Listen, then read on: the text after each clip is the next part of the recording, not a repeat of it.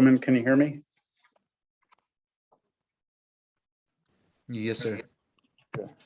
See my video is not working here. That should do it. Roman, you can see my screen? I see Grades? two graphs. The graphs? Okay, that's what you need to see. Got you. Good. All right.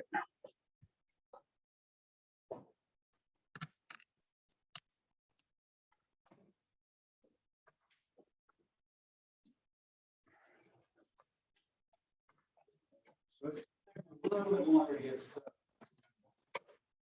I'll come earlier.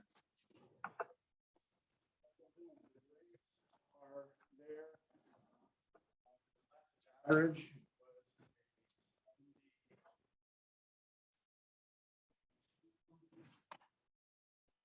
Standard deviation on the test, 25 points. You know what that means? Standard deviation is how far apart the grades are from one another. So you can see we have a huge disparity here. This is kind of the worst scenario for me as a teacher, because you know what we normally want to see. Let me see if any of my technology is going to work today. Yeah, okay. What we kind of see here is this, right? And what we wish we would see is this. Standard normal distribution, bell curve is what we normally like to see. But, you know, I've been teaching for a long time, and this is what we usually see. And it's difficult because, you know, you obviously have students who get it, who seem to get it, and then there's this huge gap, and then there's students who are struggling to understand the material. So, but, you know, that's where we are, okay? This was the first test. Remember, there was 116 points possible. So, you know, the highest grade was 109. Here's what I'll say, and I spoke to another student about this at the end of class last time, and that is, you know, it's the first test. I don't want, if you're on this lower end here, especially if you're down in this group, I don't want you to feel like it's completely over. I will entertain the idea of the final exam replacing your lowest score.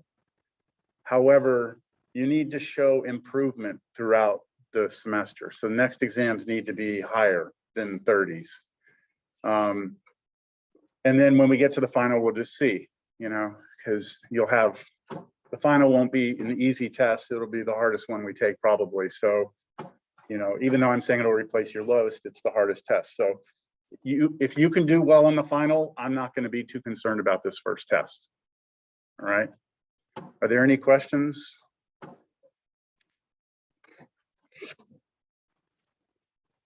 No. So this is the way I'm going to try and do this today.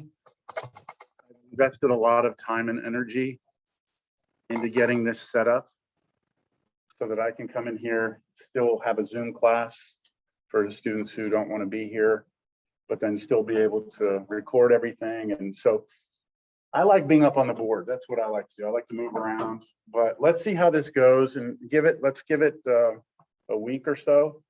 And if you know, you only had one day of me up on the board. So if we want to go back to that, I'll put a camera in here. We can do that also. But this is what I like about this setup is it allows me to go back and forth between programs easily. So if I need to graph something or bring up a visualization, we need to go to Wolfram Alpha, I can just bring it up. So, all right. Any questions about the test? I mean, I don't want to go over any problems. I would encourage you to do corrections on your own. Any questions? We said we might talk about one. There was one question in particular that you had an issue with. Anyone?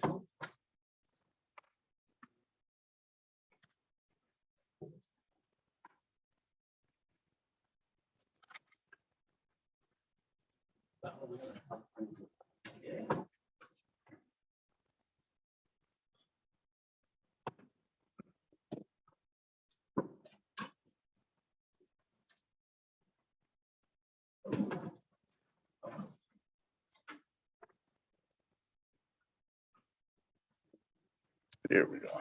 Okay, bringing up today's notes and we'll get started.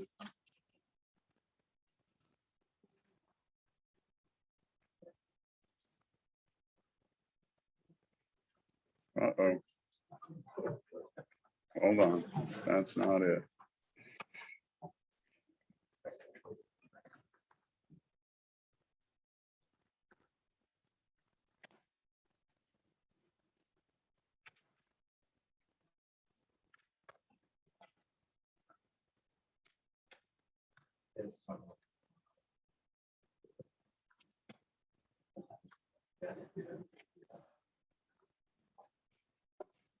Okay, here are the notes. Y'all ready to start? Okay, if you can't see something or you can't hear something, let me know, especially at home. Because if I move to the board, my microphone is over there. That'll be fixed next week. I'll have a lav mic on me, but for today, it's coming off the PC. Okay, so last time, the main idea was 6.1 integration by parts. We had a formula, right? So, okay, if we want to find the antiderivative, we've got this. So now in our arsenal, we have, power rule, the stuff we recognize from Cal 1, basic U substitution, integration by parts. That's what we've got. And now what we do is we try and see, is there a way that we can go and attack trigonometric integrals? So this is integrals that involve trig functions. We can do some of them, but there's more complicated ones. So this section 6.2 is broken up into two parts. Okay, there's what's called trigonometric integrals, and the other part is trigonometric substitutions. So look at that right there as substitutions, right? Look at that as a separate section, a separate part in this section. So the trigonometric substitutions is the hardest part of this section, and you can't do it if you can't do the first part. So you have to be able to do the first part to do the second part. All right. So let me do one more thing here. I'm sorry, I was trying earlier today. I had to adjust all these projectors in all the rooms for my colleagues, and it took me way longer than I thought it would. So I'm a little bit behind here today. No excuses. I'm going to bring that file into OneNote.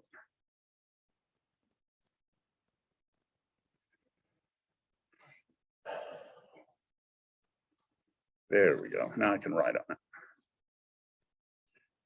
Okay, so what do we know already? Can you all see that in the back? Okay, where's mine? Now I have a little pointer. So we have antiderivative of sine, antiderivative cosine. These should be easy for us now. Also, we talked about if you had a constant in front of the x, right, that we have to scale it out when we take the antiderivative. So those are things we already know, right? So now we say, how do we attack just integrals involving trig functions in general? And there's a strategy. This is one of the few areas in this class where we have a set strategy for going after them. And this whole strategy is actually one of your formula sheets. So if you bring up your formulas for this class, where is it? Why don't I have it in here? Huh. I guess I didn't bring it in here, but it's in Canvas for sure. I know that. So the formulas, when you look at them, will look like this.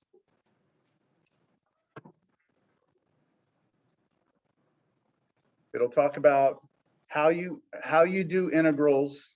Do you have it with you there? Does anyone have it? Yeah. Let me see. Just show it to me. No, just it's a page on trig integrals and trig substitutions. You don't see it?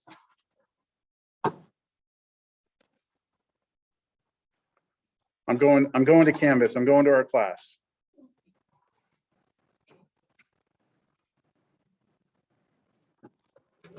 Going to files. Where is it? Formula sheets. Trig integrals and substitutions right here. I'll download it.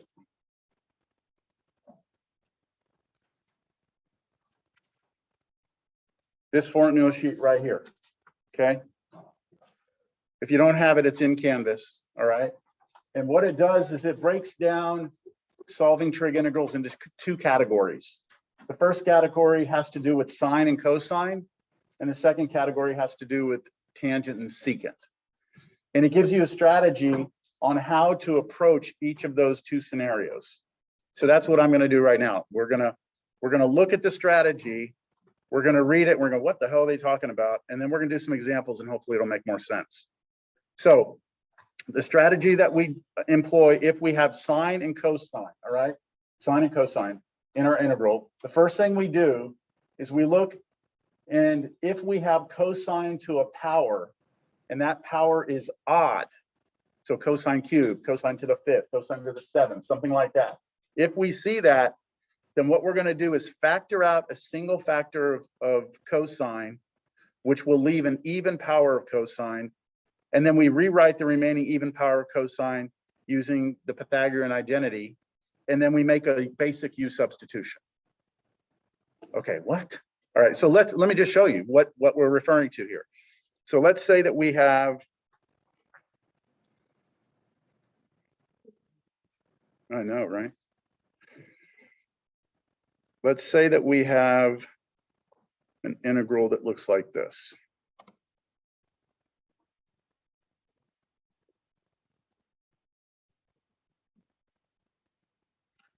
Cosine cubed dx, okay?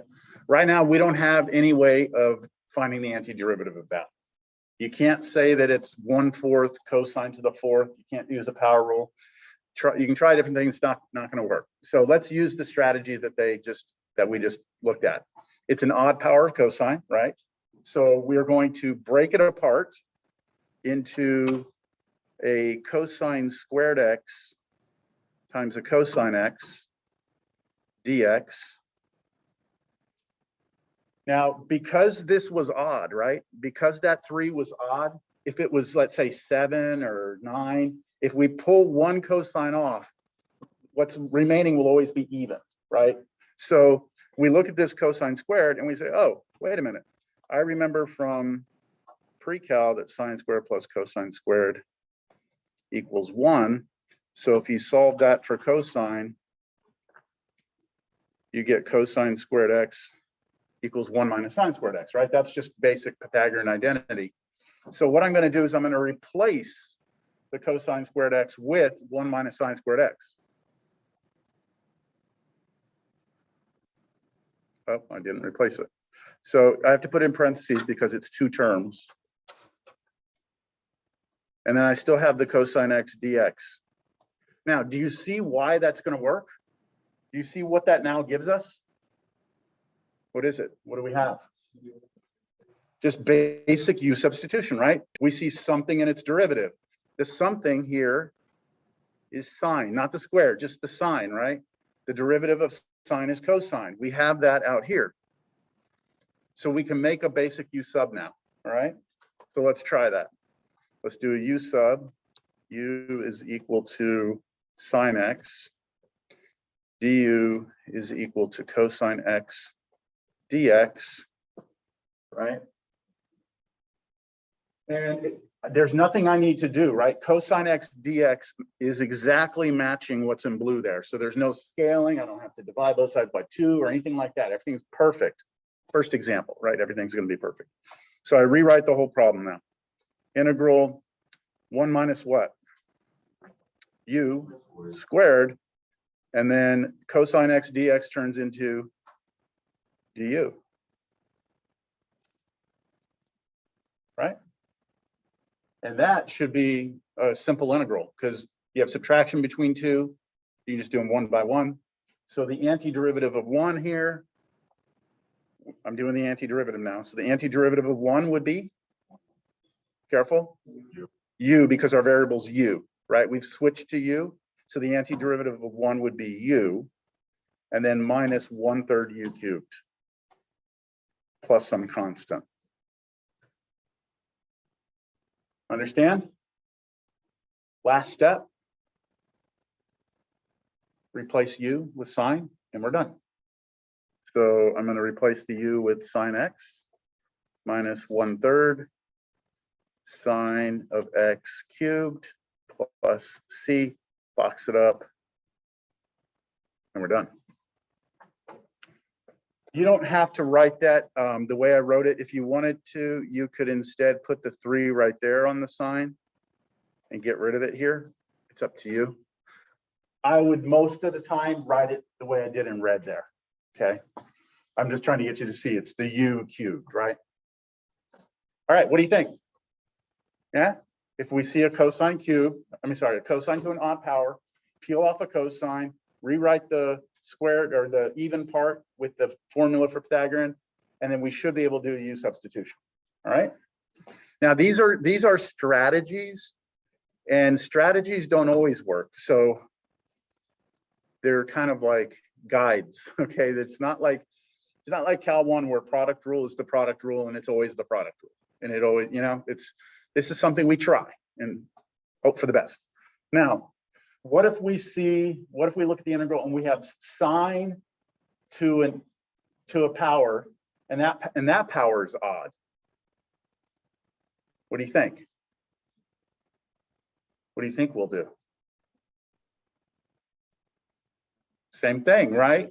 Peel a sine off, which would leave you with a sine to what power?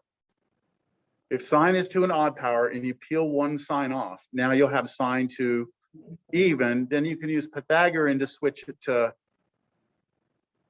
from sines over to cosines, and then that will be your u, right? Because the derivative of cosine is negative sine, so we'd be off by a constant, but trying to get you to see like the idea is the same here. So we will factor out a single sine, which leaves an even power of sine. Now rewrite the remaining even power of sine using this formula, Pythagorean, and let u be cosine x and use that substitution and go to town, okay? You ready to see one of those? Make this one harder. How about this? Sine to the 5th x dx. Hey, just so we're not getting ourselves too crazy here, because I know that this starts to become a lot to organize in your mind. Those are two different integrals there. The one on the right, we do not need any strategy here. That's just basic u substitution. U is sine, the derivative is cosine, we're done, right? Like we can work the one on the right without any sort of special strategy. So in this case, we wouldn't do what we're about to do, all right? The one on the left, we don't have that cosine sitting there, so we can't do a basic u substitution. All right. So I see sine, I see it to an odd power. And so because I see that, I'm going to, let me make sure this is recording. It should record. Okay, good.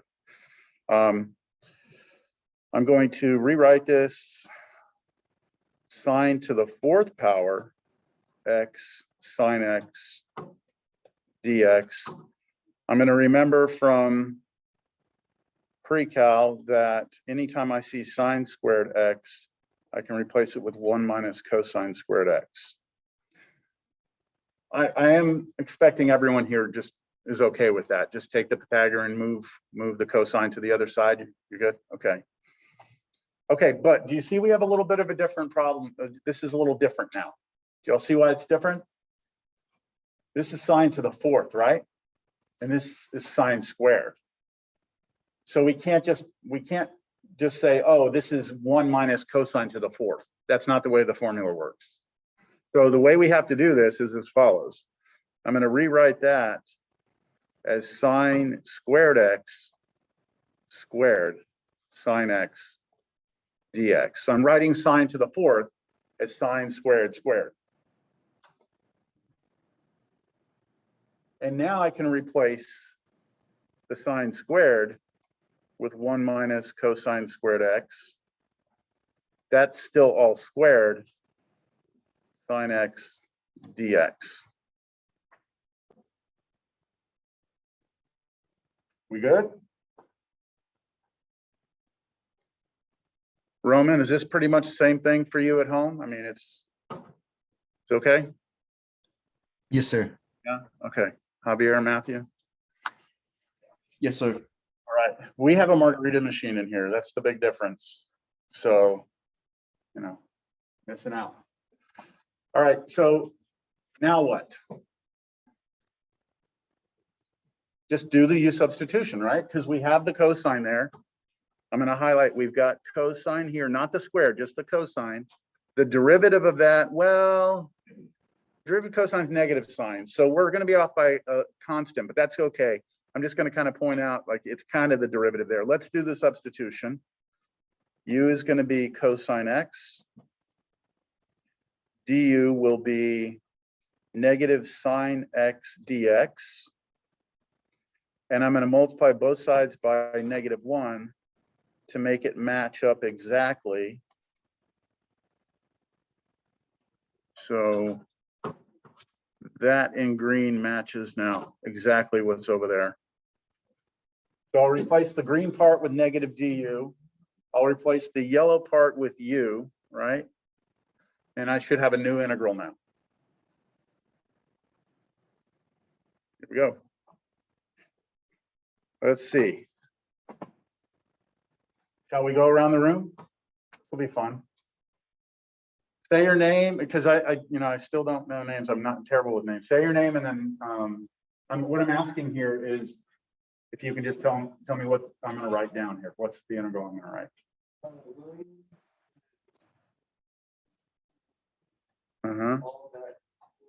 Okay. Du. And the negative. Remember there was a negative there, right? You want to just pull it out into the very front of the integral? Yeah, okay, we'll do that. Okay, what do y'all think? Good?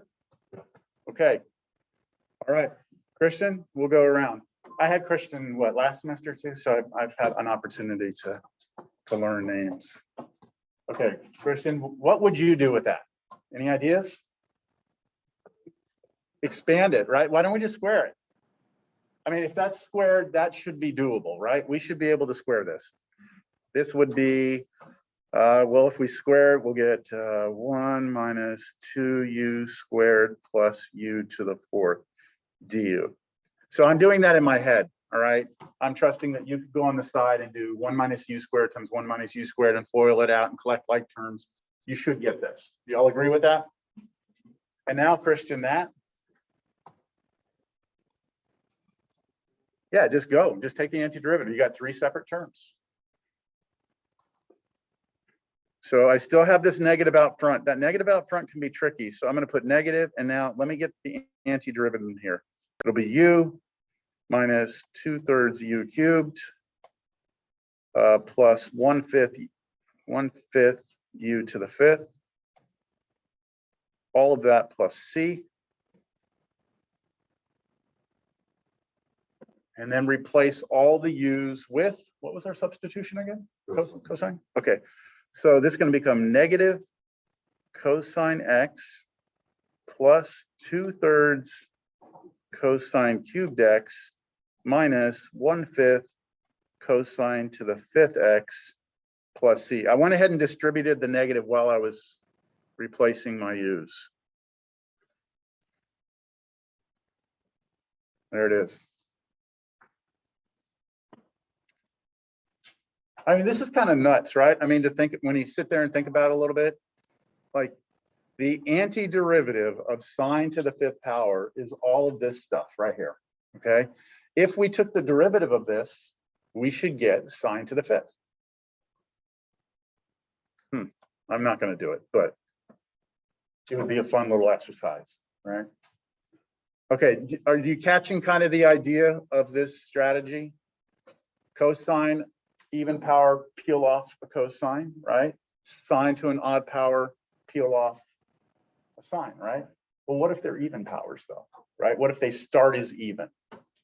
See, can we use that same strategy? Because if it starts even and we peel one off, what's going to be left? An odd, sine to an odd, or in the other case, cosine to an odd, and the Pythagorean won't work for that. because the Pythagorean only works for sine squared, right? So we can't use the same strategy. So there's a different strategy. Okay, here it is.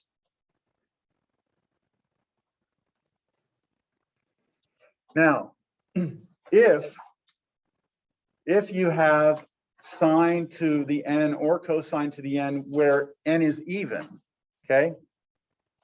So in both of these cases that you have an even power, we are going to use what was referred to in pre-cal as the half angle formula. I always like to call it in pre-cal the power reducing formula, because essentially what it does is it's a formula that allows you to take the power and reduce it down. Do y'all recognize these formulas?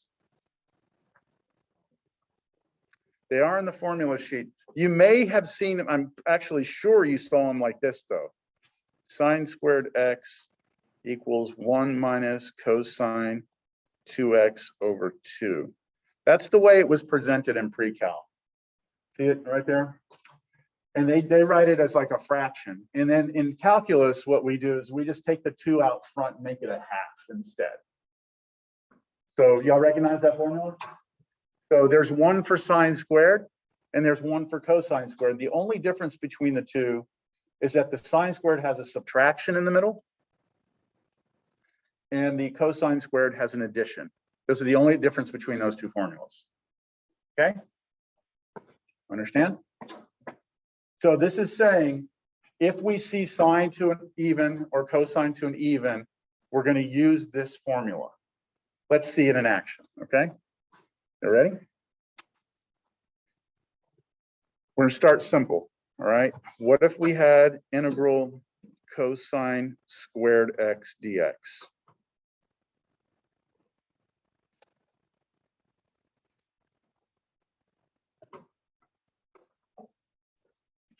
Has anyone gotten tested?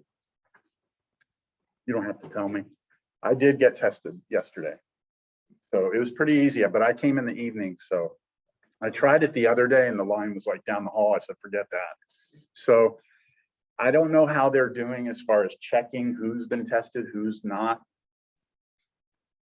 I walked in on Monday for the whatever that main building is.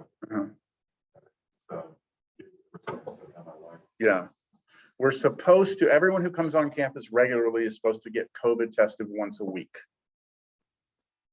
I got tested at like 6:45 p.m. yesterday, and I got my results this morning at like 8:30. So obviously I'm negative or something. Well, I don't know what would happen because if you get your results, you don't have to share them. You don't have to. So I don't know. I don't even know what they're doing. Okay. All right. Here we go. You ready? So I see cosine squared, right? And again, I don't want you to fix yourself into a box, all right? If you see this, we wouldn't do this, right? Because you got the sine there. Sine x is the derivative of cosine, so you would just do a basic u substitution there. So don't be too like tunnel vision in this, right?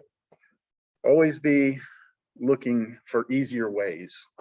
Okay, but in this case, there's nothing I can do. So I'm going to use the power reducing formula. I'm going to rewrite cosine squared x just as 1/2 1 plus cosine of 2x dx.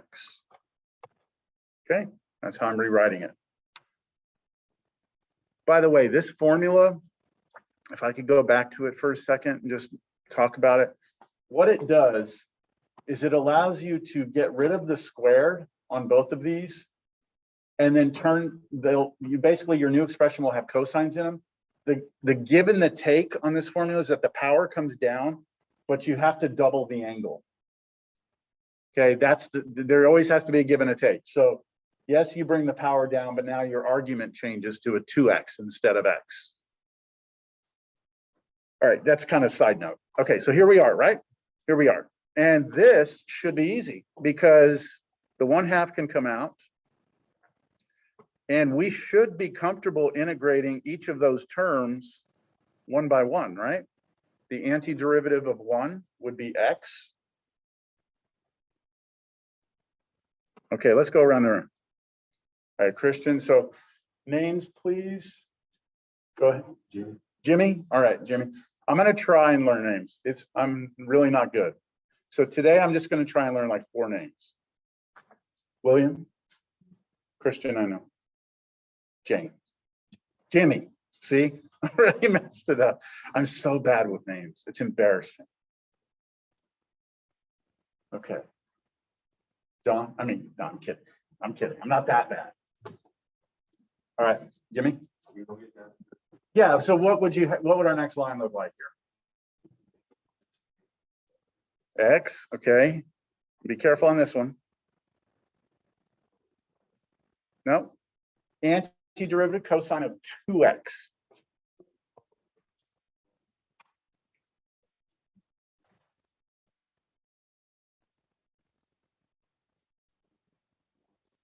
Uh-huh. 1/2. You have to scale by the number that's in front here, right? So 1/2 sine, right? Sine of 2x. So that's kind of like that formula from the very beginning of class when I was like, okay, remember, if we have sine of a number times x, antiderivative is 1 over that number. All right, that's it, right? Plus c. And we can distribute through.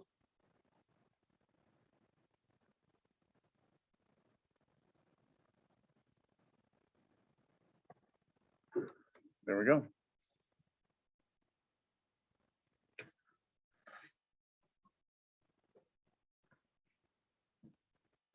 Questions?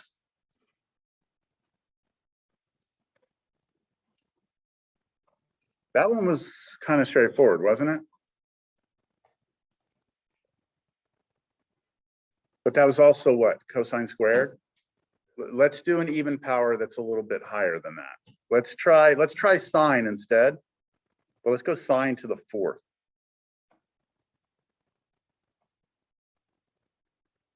Okay.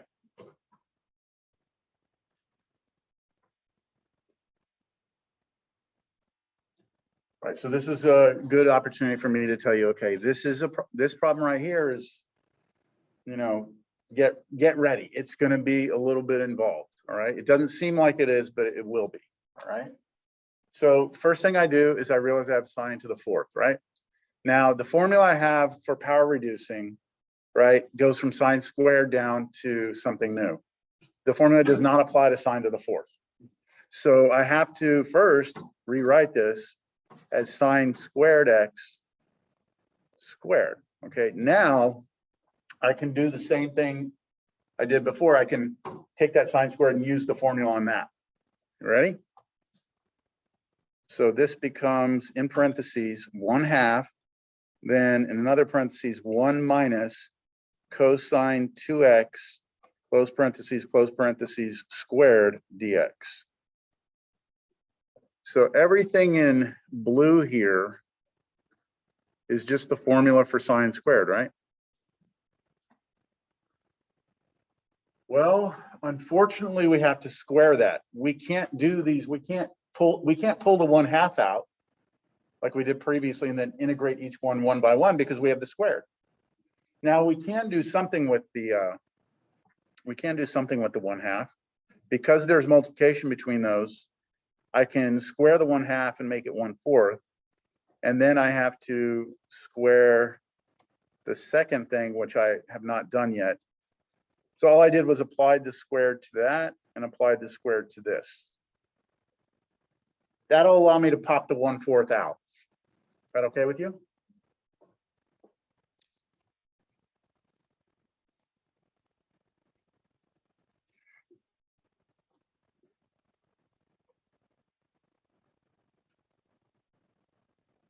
Hey, Jimmy, do you know your neighbor's name? Is it Ian? No. Who's Ian? Is it Ian? You're Ian. Okay, all right. What's your name, sir? Amika? I just say it, Amilcar. Say it again. Amilcar? Amilcar? Yeah, AMILCAR. Okay. See, that's gonna mess me up. But you know what? It's okay. Yeah, that's a tough one. That's a tough one. What now? Oops, I forgot my squared. Any ideas what we could do now?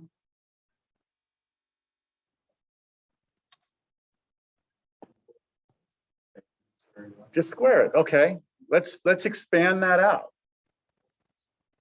That's gonna suck.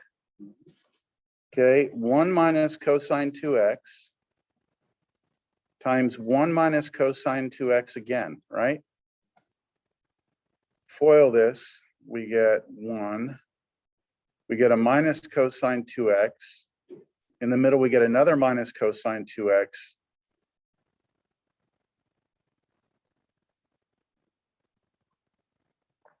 What would our last term be? Cosine squared 2x. Positive, right? So plus cosine squared 2x. Any questions on the expansion of this, the foiling out of this?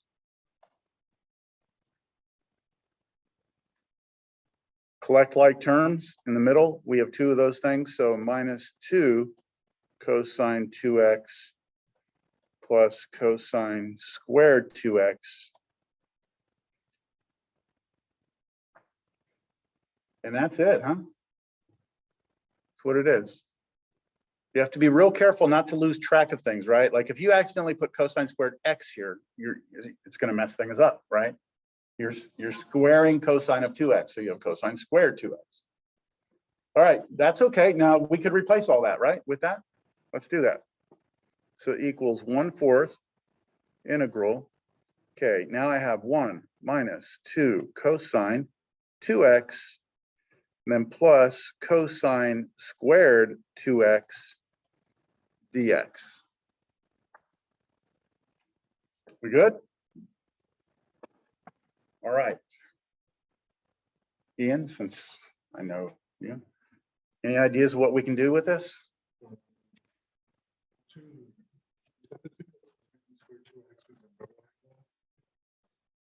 Double. Oh, you mean, okay, go take this to a double angle formula? Yeah, you could. You could do a double angle. Let me ask you this, Ian. Could you integrate this by itself? Yes, everyone? The first two, right? You could do those. This one though, Ian, you can't because it's cosine to, okay, and how do we deal with cosine to even powers? The power reducing formula, right? The formula we just used. We have to do it again on that piece. Does that make sense? Okay, so we've got another layer of that formula within this problem. So I'm going to try this on. Let me see if I can write this down. You agree or disagree here? This is going to be equal to, okay, we've got 1/4. I'm going to do it really slow. 1 dx plus 1/4 integral -2 cosine 2x dx plus 1/4 integral cosine squared 2x dx. All I'm doing on that line is, again, stressing to you that I'm breaking this up into 3 separate integrals. The first 2 we should be able to handle, right? These first 2 terms.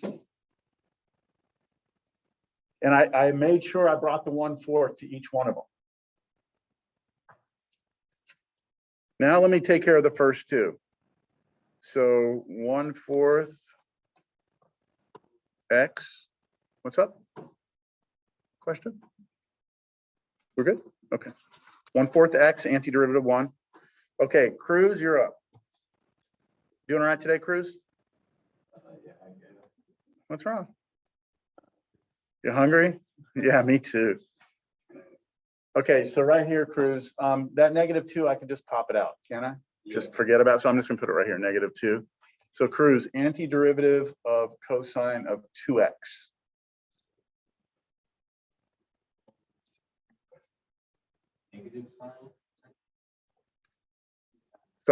Sine, because derivative of sine would just give you the cosine, right?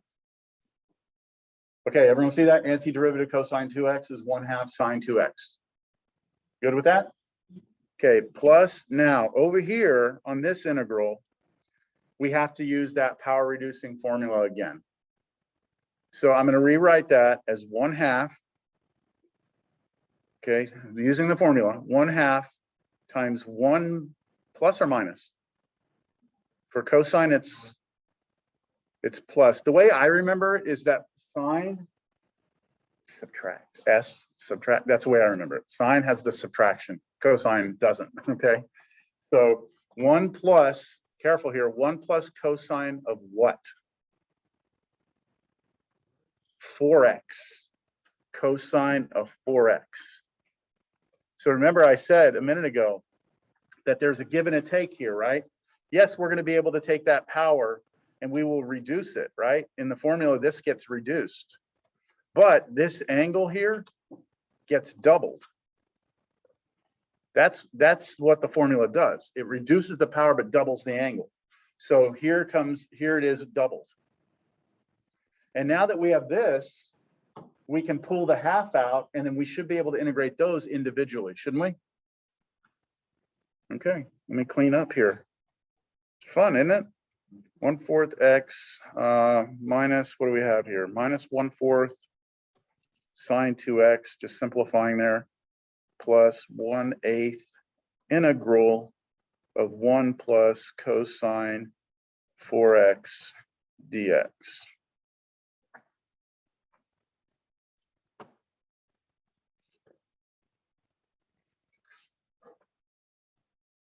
Yeah. Okay, now antiderivative.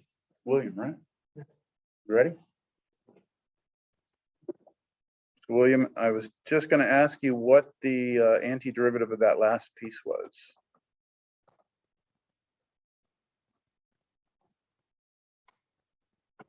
So antiderivative of 1, right, would be x. Okay, now here, antiderivative of cosine 4x.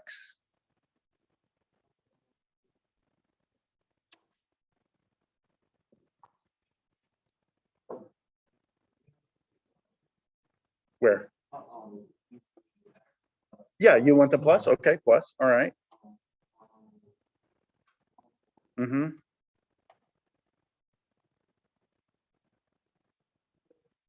Antiderivative cosine? Sine 4x. There we go. If you want to put the 4x, you know, and 2x's, if you want to put those in parentheses, that's okay. I see it done different ways in different textbooks and stuff. So, and so there's one more, well, actually 2 more things we have to do. 1/4 x minus 1/4 sine 2x plus 1/8 x plus 1/32 sine 4x. Oh, what's going on there? Oh, I see.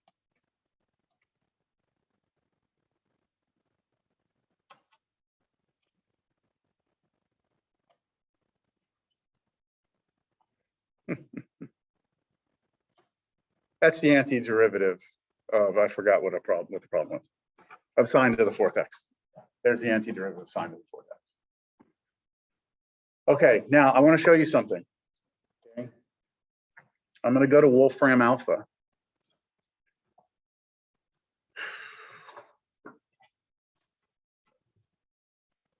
And I'm going to type in here, integrate sine of x raised to the 4th power.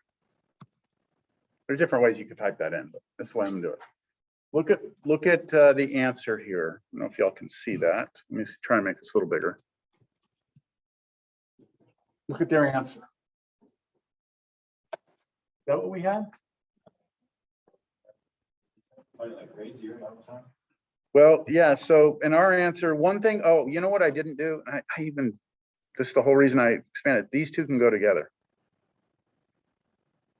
1/4 plus 1/8 is the same as 2/8 plus 1/8, what's 3/8, right? That's 3/8 x.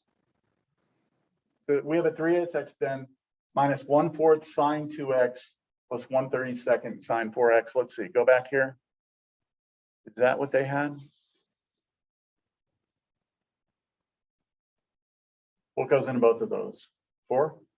Goes in there 3 times, goes in there 8. So that's the 3/8x. 8 over 32 is 1/4 minus sine 2x, and then 1/32 sine 4. Wow, it's the same answer.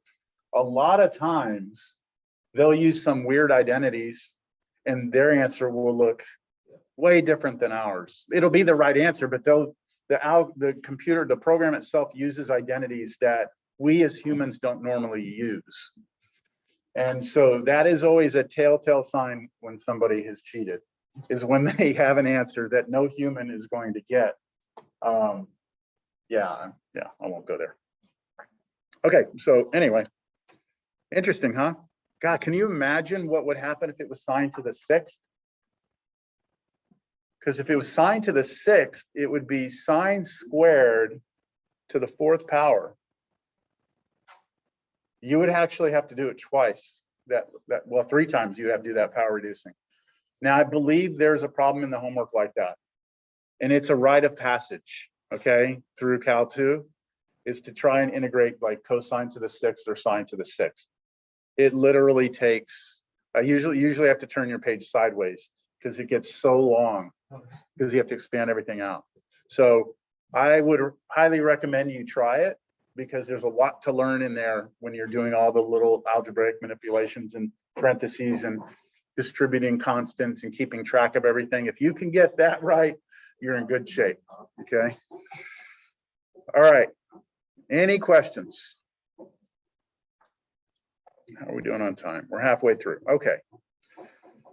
All right, so that's how we deal with sine and cosine. Let's try this one. Sine squared x cosine to the 5th. Oops.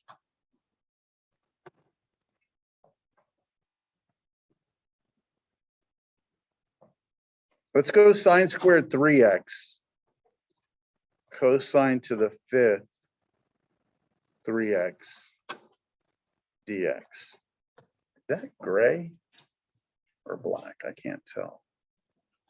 Oh, it's okay. There we go. That didn't do anything. Is that black? Oh, no, it's not. But okay, we look at that and we say, all right, well, why didn't it change it to black?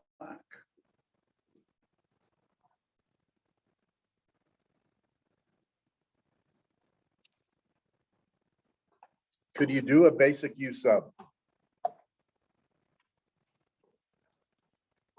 Could you do a basic U sub? If you let U be cosine, the derivative is sine, right? But we have sine squared.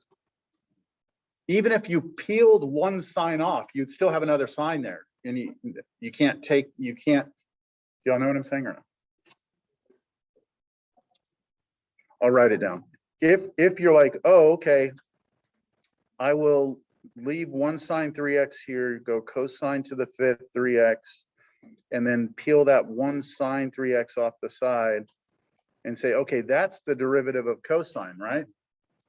Of 3x, kind of off by a constant, but that would be, so you may try and make the cosine 3x u. This could be your du, but then what's this? It's not that you can't have du twice. And there's no way to easily switch that over. So this won't work because of the sine square. If you let u be sine, right? If you let u be sine, well, you have the same problem. You have cosine to the 5th, not just cosine.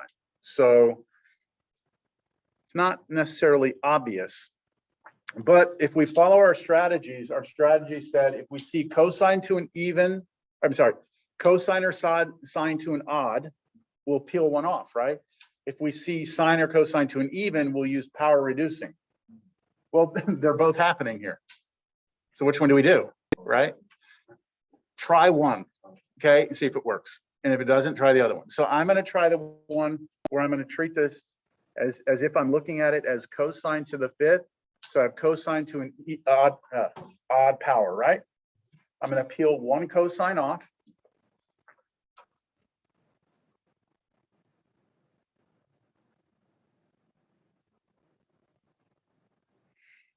Peel one cosine off, so I have cosine to the 4th 3x. peeled off 1 cosine of 3x dx. Okay, now if we do that, according to the strategy, if we look at cosine to an odd and we peel 1 off, then we're going to rewrite cosine squared, right, as 1 minus sine squared. Okay, I don't have a cosine squared though. I have a what? Cosine of the 4th. So I need to rewrite this. I'm going to save myself some time. I'm going to rewrite that as cosine squared squared.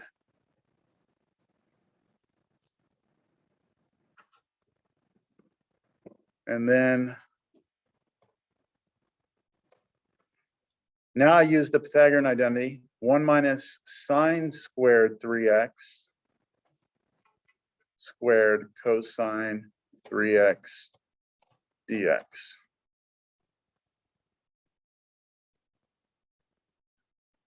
Any questions on that?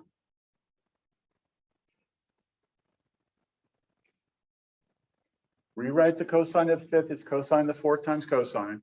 Rewrite the cosine squared, cosine of the 4th as cosine squared squared. Rewrite the cosine squared as 1 minus sine squared. Now we have a basic u sub. If we let u be sine 3x,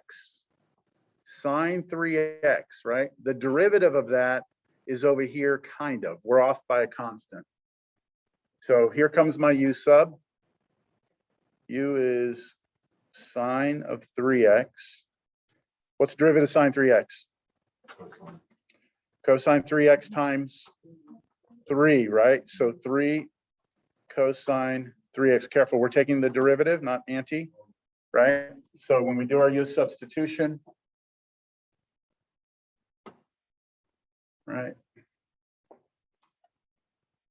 This is 3 cosine of 3x dx. Any questions at home? And that does not match, right? We're off by a 3. So I'm just going to scale both sides of this by 3. So divide both sides by 3. 1/3 du. And now it matches. So cosine 3x dx matches up with that. And then sine 3x is going to be the u. So now we should be able to rewrite it. Okay, let's go around the room. Right here. Just rewrite it. U squared.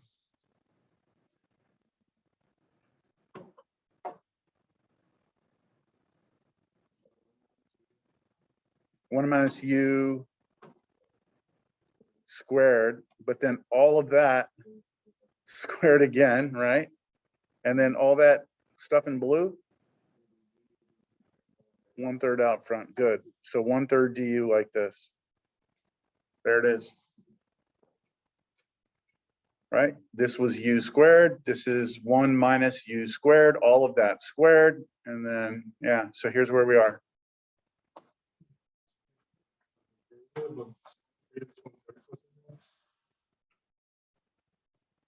You're thinking antiderivative, I think, right? And then there would be a negative too. But no, when we're doing the u sub, we're taking the derivative, right? Okay, no, it's all right. No, these are the little things that we, we're taking the test and then we do an antiderivative instead of derivative, right? So just these little things we have to, get clear with. All right, what do y'all think?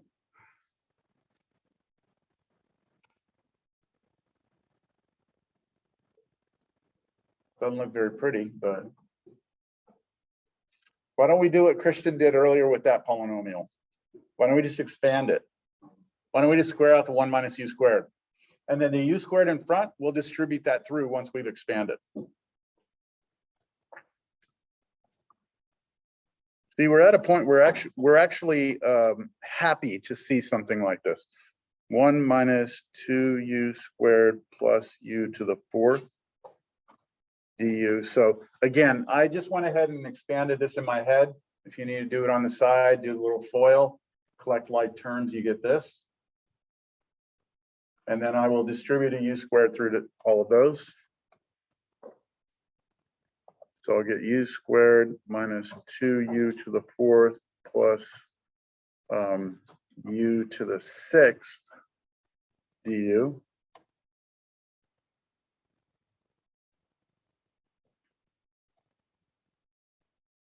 Questions here? U squared first? No. No, order of operations. The question was, could we have done this first, then square?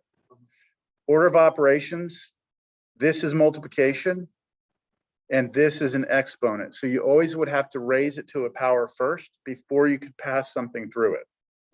Good question, though. I mean, that's a very common, I guess, not mistake, but kind of confusion is, can you do it or not?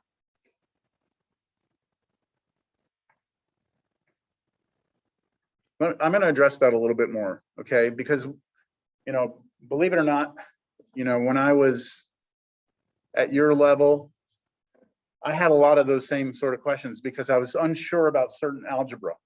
So what I always did was try to give myself an example to convince myself whether or not I could do that.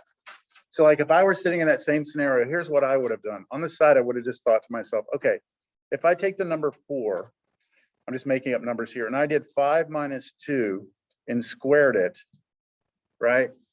Can I multiply the 4 through first? No, I can't, because I'm supposed to do 5 minus 2 first, right? So let's just see, if I did 5 minus 2, it would be 4 times 3 squared, right? And 3 squared would have to be 9. 4 times 9 is 36, right? That's what that is. If I had done the 4 through first, then it would be what? 20 take away 8 and then squared, and that's what? 12 squared, that's 144. See, these aren't the same answers, right? So then it comes down to, again, the order of operations. But I would actually do things like that to like say, oh yeah, no, I can't do that. I have to do it this way. And then you just get to a point where you just know it, you just understand it. Okay, here we go, antiderivative. Let's move on to our next volunteer. Sir, what's your name? Hunter. Hunter. Okay, Hunter, you doing all right? Okay, how do you feel about the antiderivative of that? Okay, go for it.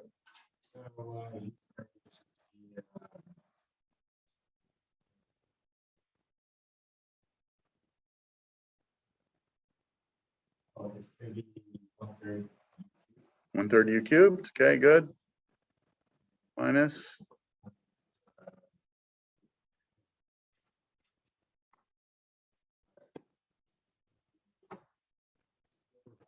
Mm-hmm. Very good. And it'll be Yep. Okay, good. Then we'll close parentheses plus C. And then just we need to pass the 1/3 through and we're done. Oh, well, no, we're not done. We have to switch back to U.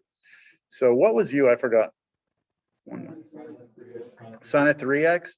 So this is going to be 1/9 sine cube 3x minus 2/15 sine to the 5th 3x, and then plus 1/21 sine to the 7th 3x plus C.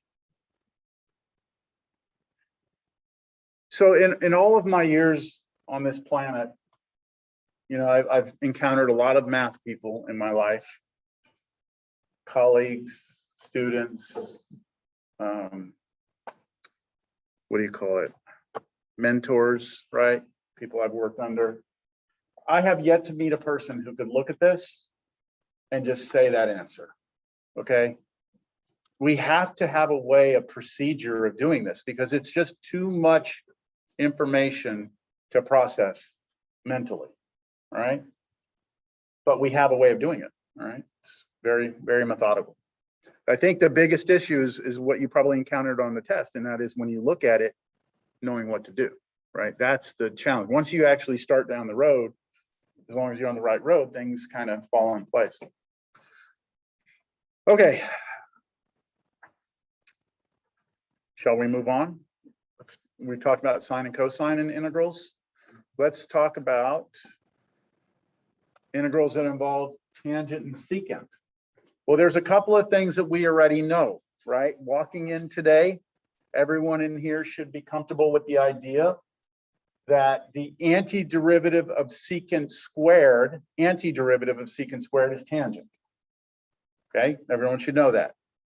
Also, the antiderivative of secant x tangent to x is secant x. From Cal 1, we know that. The derivative of secant is this, so the antiderivative of that is this. So those are the things we know. Also, we know that if we put little numbers in front there, right? If we put little scalars in front, a's in front of those x's, we get the same antiderivatives, but we have to scale by 1 over a, just like we did with sine and cosine, right? Just like we did. We have to scale by that little constant. Now, if we know that and understand that, now we can talk about the strategy. We good, or any clarification on this? So here's the strategy. If we are presented with an integral involving powers, oops, I forgot to change this over. That shouldn't say sine and cosine. Let's say if we were presented with integrals involving tangent and secant. Huh. All right. On your formula sheets, it's right, because that's purely a copy out of the book. So there's no typo in there. All right, so if you have tangent to the m, secant to the n, with n being even, then use the Pythagorean identity, just like we did with the sine and cosine. Remember, we used the Pythagorean identity, sine squared plus cosine squared equals 1. Here, and be careful here, if we see an integral that involves tangent and secant together, they both have to be there, and the power on the secant is even, then we're going to use the Pythagorean identity and factor out a secant squared, which leaves an even powered secant. Now rewrite the remaining power of secant using this formula. That's a Pythagorean identity right there. And then let u be tangent. Okay, so let's just do an example. Let's do this one right here.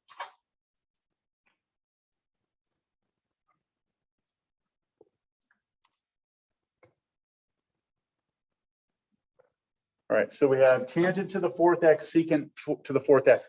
I see both tangent and secant together, right? And I see that the power on the secant is even. So the method says peel off a secant squared. Peel off a secant squared. Now, I'm peeling off a secant squared.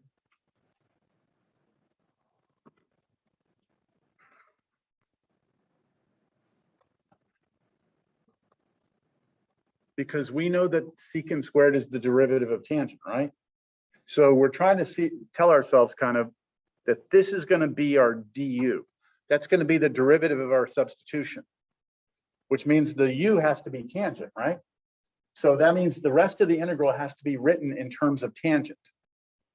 But that's okay, because we know that secant squared can be rewritten using the Pythagorean identity, that secant squared x equals 1 plus tangent squared x. So I guess that you have to know, right? You have to know that Pythagorean identity. I believe the Pythagorean identities are on your formula sheets. Well, I know they are. Let me see. Formulas, book formulas. Where are they? Where the hell are the Pythagorean identities?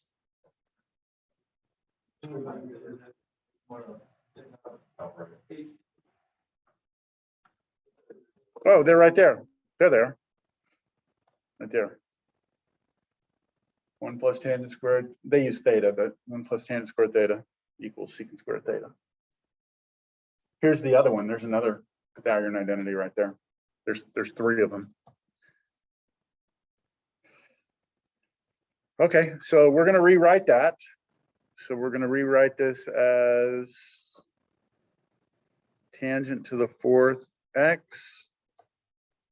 That becomes 1 plus tangent squared x and then secant squared x dx.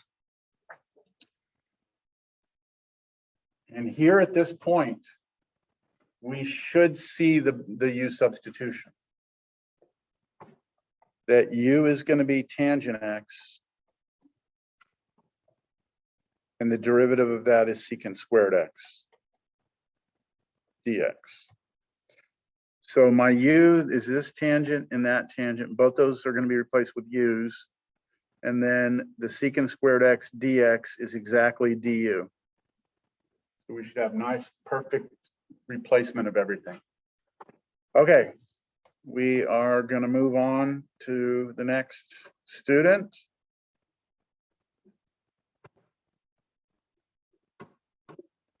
Ma'am, what's your name? Aubrey. Aubrey, okay.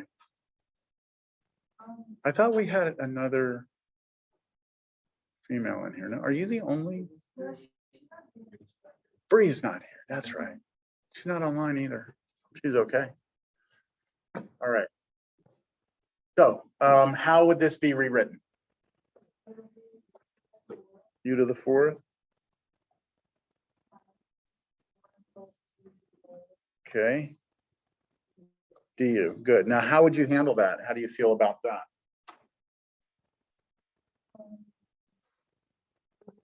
Distribute it, right? So this one, we don't have to expand anything out. We can distribute that through. So this just becomes integral u to the fourth plus u to the sixth du.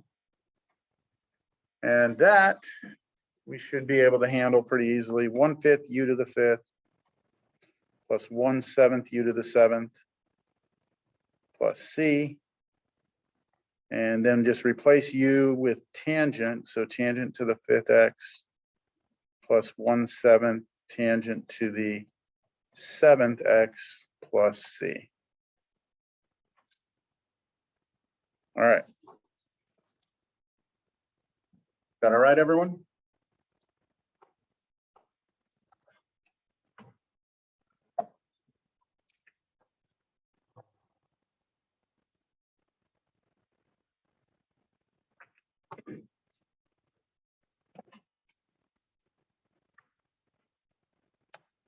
All right, so that's what happens if we see tangent and secant together with secant being even. What if we see tangent and secant together with the tangent being odd? The tangent being odd. Then this is a weird one. What we're going to do is we're not going to factor out just a tangent. We're going to factor out, we're going to peel one of these secants out and one of the tangents out. And then we'll use this Pythagorean identity. All right. And then we make a substitution u is secant x. So let's do an example again. I think if we do an example, it might help illustrate how this is going to work. Okay, so on this one,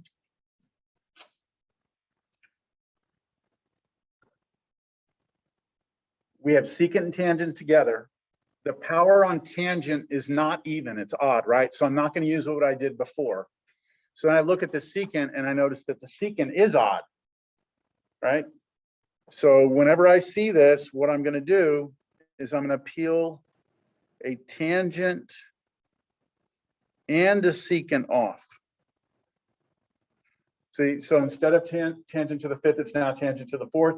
Instead of secant cubed, it's secant squared. And I've actually taken one of the secants and one of the tangents, pushed them off to the side. So I'm going to write it as secant x tangent x dx. And the reason we did that is because that in blue is the derivative of what?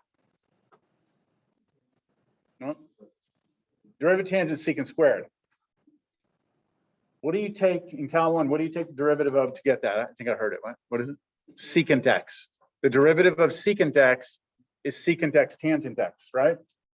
So this right here is the derivative of secant. So that means I need the rest of the integral written in terms of secant. But that's tangent to the fourth. So I'm now going to rewrite that.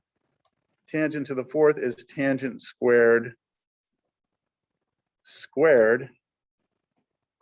secant squared times secant, oops, secant x tangent x dx. And the Pythagorean identity that I'm going to use is this one. I'll put it here in the corner. Remember, the one we used before said this. It said secant squared x equals 1 plus tangent squared x. That's the Pythagorean that we used in the previous problem. If we just subtract 1 on both sides, we get the Pythagorean solved for tangent squared. So I'm going to replace that tangent squared with this expression. All right, let's move around the room here. Sir? Austin? And, so the north is secant squared x minus 1, So secant squared x minus 1, all that squared, all that squared. and just the rest secant Okay, squared. yep. Okay, good. Now, what's the substitution we're going to make? You, Yep, u is secant x. and then the Good. Everyone clear with that? Austin, you seem to understand that, no problem. Everyone good? The secant x tangent x dx is this. The secant x is our u, that's going to be this one and that one.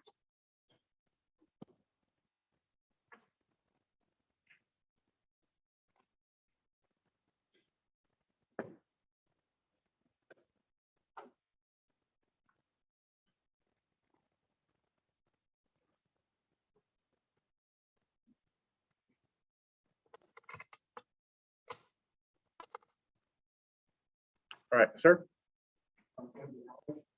Alec? Yes, Alec, okay. What is the C? Is that's not Chicago, is it? it is. It is? I've never seen it. The what? St. Patrick's Day. I was gonna say it had to be St. Patrick's Day. Okay. Were you there for that or something? No. Okay. I didn't really like the green one. Yeah, that's cool. Okay. All right. What do we got here? You understand? You know where we are here? Okay, so let's rewrite this integral now in terms of u. What would it be? So it's gonna be u squared minus 1 squared times u squared du. There it is. Any ideas on how to go about that? Expand? Y'all agree? Just take the u squared minus 1, square it. And then after we do this expansion, we'll pass that u squared through everything. So we'll have u to the 4th minus 2u squared plus 1. Then we still have u squared out here du. Pass the u squared through, we get u to the 6th minus 2u to the 4th plus u squared du. So I'm not showing that squaring. I haven't been showing it, have I? Squaring that. And then distribute u squared through. So, and then antiderivative of this, right?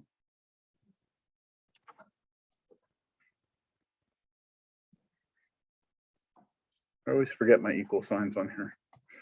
Okay, antiderivative is 1/7 u to the 7th minus 2/5 u to the 5th plus 1/3 u to the 3rd plus c. Adair, you got this? Yes. Okay. Then just replace the u's, right? Like we don't really. So look, I'm going to give you a little heads up here. As we're progressing through the rest of this section, this chapter, we are going to get to a point where I'm not going to be able to finish the problem. Okay. So like in this section, I told you it's this section has 2 pieces to it. When we start doing the other problems in this section next class, when we get into the harder ones, we're going to get it down to a point where it's like we get it to this and we say, okay, then we know what to do.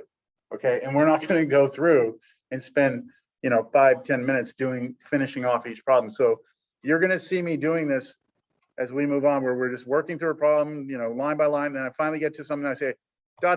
you know what to do from here. Okay. because we just don't have time to take it all the way, all right? All right, so here, yeah, just replace the U's with secants and we're done. All right, feeling all right?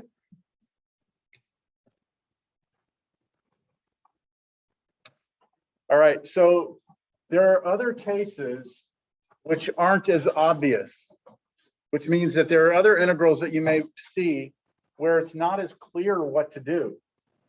For some cases, we need knowledge of common identities, integration by parts, or just persistence, like these, okay? So let's try these.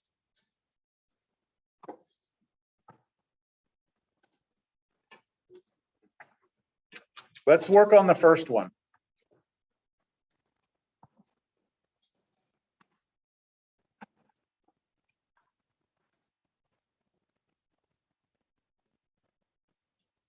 I'm going to give you all a few minutes. How about that? Why don't just everyone, you can talk to your neighbors if you want, okay?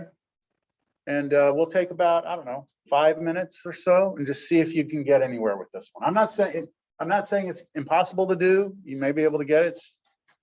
You know, we'll see. All right.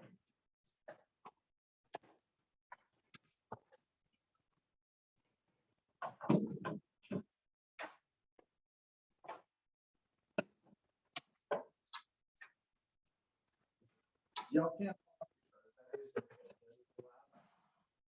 Okay,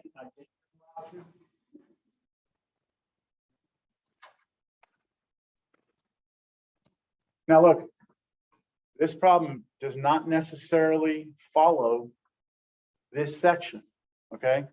Look at this as just, here's an integral. How do you do it, okay? Think of everything you've learned, see if you can figure it out. Be right back.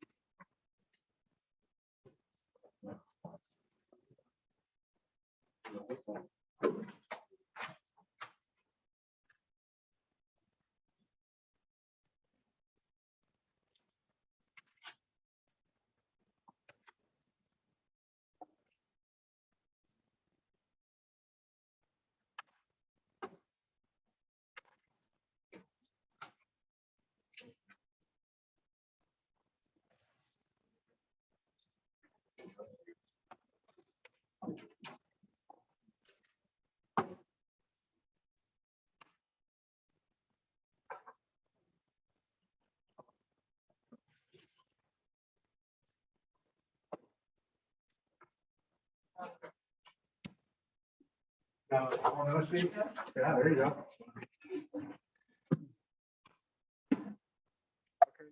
hey, you know what? You got a formula sheet?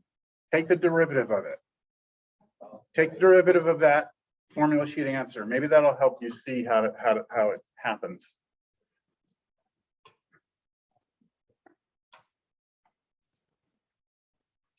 When I show you this, you're going to be like, oh my God.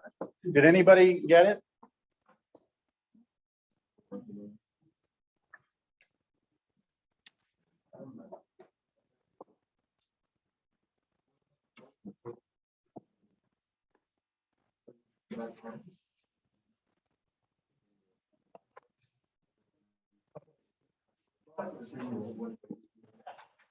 Right, so yes, that is all correct.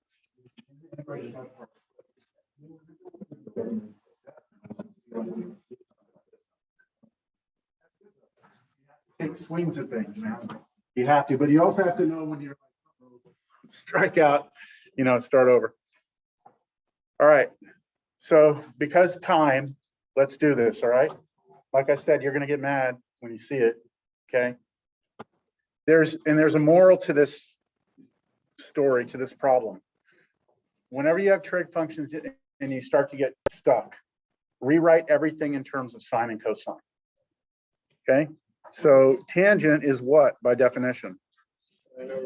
Sine over cosine, right? Sorry, Roman and people, guys at home, I didn't ask if y'all got anything. Sorry. I should have. But you're free to respond to me too. Okay, now. Basic U sub. Do you see something in its derivative? Okay, which one though? Which one is U? Be careful. Which one is U? Cosine. Because the derivative needs to be up top. So I'm going to let U be cosine X. The derivative of that is negative sine X dx, which I have up top, but I'm off by a negative. So I'm just going to go negative du is sine X dx. So really what we're saying is this original integral is really like 1 over cosine of X times sine X dx. That's just so you can see it a little bit clearer. Sine X dx is this piece. Cosine X is this piece. So this will turn into what? Integral, yeah, negative. Let's do the negative out here. 1 over u du. What's the antiderivative of 1 over u? The natural log. So we get negative natural log of the absolute value. Remember, antiderivative, you have to have absolute value of u, right? Plus c, which is equal to negative natural log of u, but u was cosine x, plus c. There it is. Now, Aubrey, that's not the answer on the formula sheet. It is the answer on the formula sheet, though. So remember this property of logs, that if you have log of x to the n, you can bring the n down natural log x like that. So look at that negative out front as a -1 and bring it up as natural log of cosine of x to the -1 plus c. Now, when I say cosine x to the -1, I don't mean arc cosine. That's not the inverse cosine function. That is the reciprocal of the cosine function. 1 over cosine, right? You drop it down. 1 over cosine is secant. That's the formula in the book. I like our answer better, personally. I like negative natural log cosine x. It's the same answer, okay? But, okay, moral of the story. If you get stuck with trig function integrals, go to sine and cosine, see what happens. Things may get better, all right?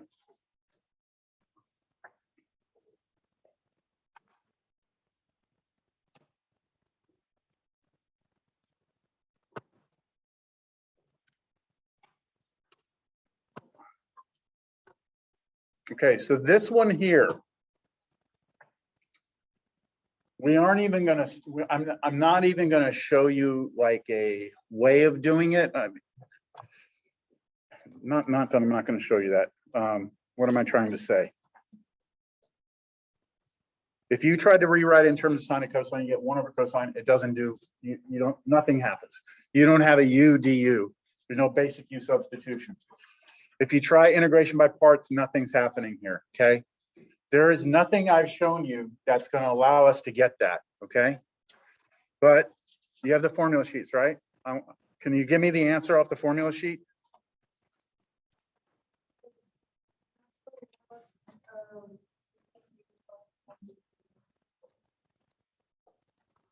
Okay, that's the answer, okay? This is the answer. Now, I want to show you how to get it, okay? And when I show you how to get it, you'll understand that somebody spent a lot of freaking time figuring out that this would work, okay? And that's, mathematicians over history have spent lifetimes trying to figure things out. And, you know, years and years and years of their life trying to figure out one problem. And I don't know how long it took someone to figure this out, but here's what they did. And this would never be something I would test you. I would never expect for you to have this like thing happen to you where you just realize to do this, but you need to appreciate it. Okay, so here's what we're going to do. We're going to take the original integral secant x and we're going to multiply it by 1. Okay, so I'm going to multiply it by secant x tangent x over plus tangent x over secant x plus tangent x dx. Okay, so I have not changed the problem, have I? I've just multiplied it by 1. Now the 1 that I've chosen is that thing that someone had to figure out, okay? That it would be almost impossible for us to figure out, right? But someone did. Now let's see what happens. If we distribute this through, okay? If we distribute that through, what is the top? Secant squared x, right? Plus secant x tangent x, right? Over the denominator, which is secant x plus tangent x. Does anyone see it? It's a basic u sub. Does anyone see it? You see something in its derivative. What is the derivative of the bottom? What's the derivative of secant x? Secant x tangent x plus what's derivative of tangent x? Secant squared x. The top is the derivative of the bottom, isn't it? But only because we came in with this, right? Which again is not natural at all. So now I make the substitution. U is equal to secant x plus tangent x. The derivative of that is secant x tan x plus secant squared x dx. I'm out of room there. You understand what I'm saying? This top is this, right? And the bottom is that. So you get 1 over u du, right? That's 1 over u du.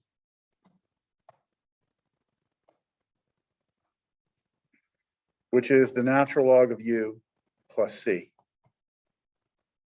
And that answer would be the answer that Aubrey was saying was in the back or on the formula sheets, right? So again, I wouldn't test you on that. That's tricky, very tricky. In fact, I didn't even remember how to do it. I had to have you give me the answer because I could tell from the answer what that one needed to be. Yeah. Okay, one last one, and we'll be done with the first part of the notes for the first half of the section. Okay, the last integral of the day, secant cubed. Do you want me to give you 2 minutes? 3 minutes? I'll give you 2 or 3 minutes. We can't go much longer than that or else I won't be able to finish it.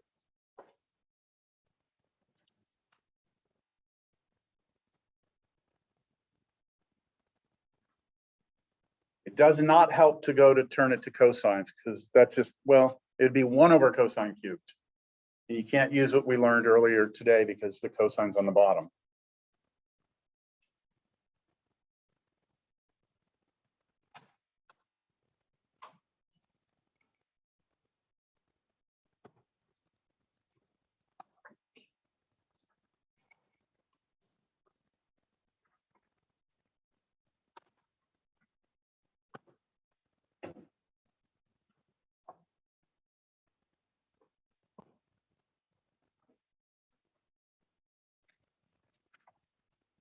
Okay.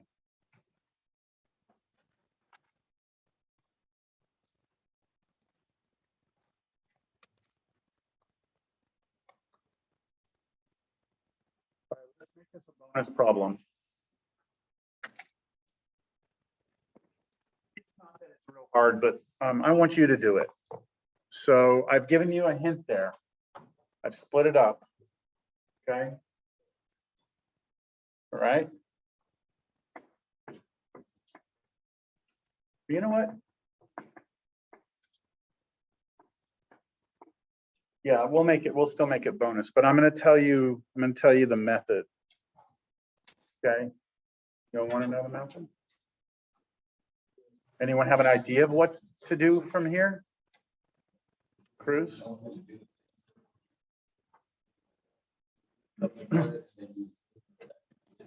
Okay, that works if we have sine cosine, right? And if we have secant and tangent together. We don't have tangent together. What were you doing earlier though? On the other problem? Integration by parts. Try integration by parts on this. Now, one of them is going to have to, you have to have the right U and the right DV to make it work. Okay. Integration by parts should work on this. And let's just say we'll make that due next class. All right. When you come in, if you want to do it for a bonus, you turn it in on what, Monday? Today's Wednesday. Yeah. Turn it in on Monday when you come into class. And for those of you at home, email it to me because there's only 3 of you at home. So just email it to me Monday before class. Okay. All right, that concludes the first half of this section, which means you cannot do all the homework in this section. So from the homework schedule, you can see on our schedule, we have 2 days slotted for 6.2. Okay, we've done the first half. On this section, it says 1 through 61 all, right? I don't have the book with me. No one has, does anyone have the book? I need to tell you where to stop. So give me a moment, I'll bring it up.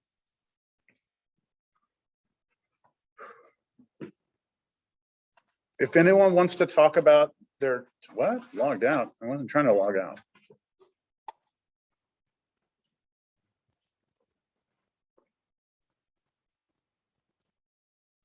Logging you out. Okay. You know what? Can I get in? I should be able to get in from our class, right?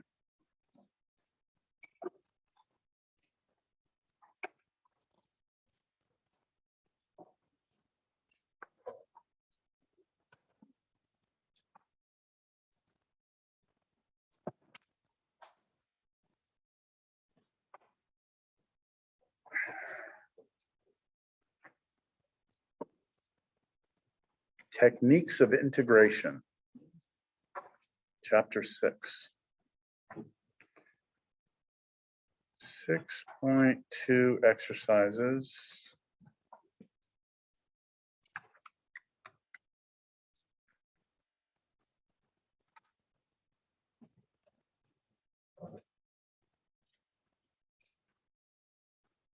And that, oh, I was going to say that typesetting doesn't look right. Okay, one thing I want to warn you about on your homework problems is if you see numbers on the integral sign, to ignore those numbers. I may have said that already in a previous Zoom class, but if you see numbers, ignore them. All right, we'll deal with that later. That's called a definite integral, and that's not what we're doing. So do this problem, but ignore the numbers. Now, the drawback to that is if you check the answer, it's not going to look right because it's something different.